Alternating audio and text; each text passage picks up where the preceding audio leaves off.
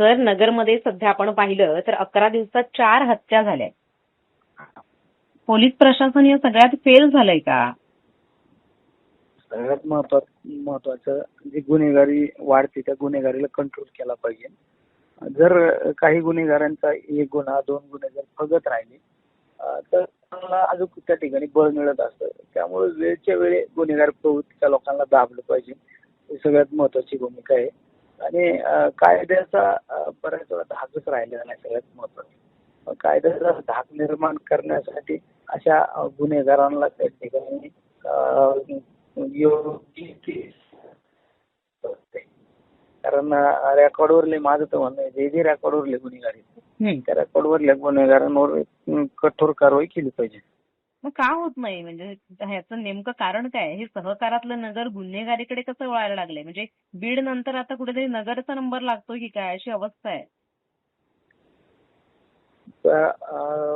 बीड नंतर नगरचा नंबर लागतो का नाही त्यापेक्षा नगर हे शांत राहिलं पाहिजे.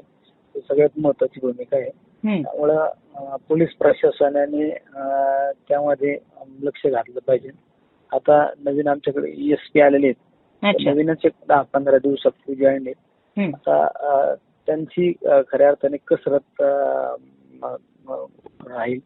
कारण आता नवीन ESP आपल्याकडे जरी आले पण खालचे डिपार्टमेंट बऱ्याच वेळा तेच आहे. खालचे लोक तेच आहे. तुम्हाला काय वाटतं की इतके गुन्हेगारांना कुठेतरी पाठीशी घातलं जातंय का? कारण त्या गुन्हेगारांचं कोणतरी आका असेल, यांना पैसा नेमका कुठून येतोय? कारण पोलीस प्रशासनावर हप्तेबाजी सुद्धा आरोप होतात.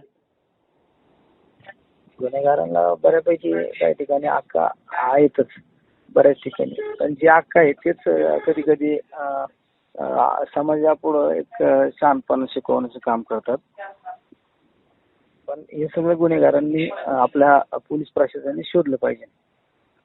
धन्यवाद सर, तुम्ही LS मराठीशी संवाद साधल्याबद्दल. ओके.